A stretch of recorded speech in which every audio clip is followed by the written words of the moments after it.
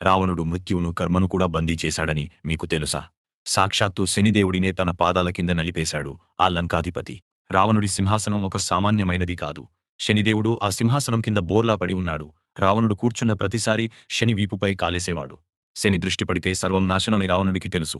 అందుకే శని తనను చూడకుండా బోర్లా పడేలా బంధించాడు. కాలం మారింది. రాముడి సైన్యం లంక గుమ్మం దగ్గరకు వచ్చింది. రావణుడి సామ్రాజ్యం వణికిపోతోంది. రావణపుత్రుడు ఇంద్రజిత్తు అజేయ శక్తి కోసం ఒక మహాయజ్ఞాన్ని మొదలుపెట్టాడు. ఇది పూర్తయితే రాముడు కూడా అతన్ని ఓడించలేడు. అప్పుడే నారదముని అక్కడికి వచ్చాడు.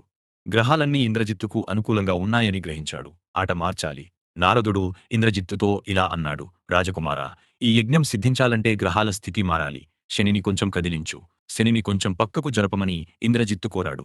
అహంకారంతో ఉన్న రావణుడు సరేనన్నాడు. రావణుడు కాలు తీయగానే శనిదేవుడు పక్కకు తిరిగాడు.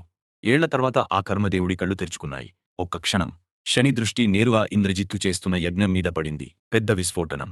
పవిత్రమైన అగ్ని నల్లగా మారిపోయింది. యజ్ఞం భగ్నమైంది.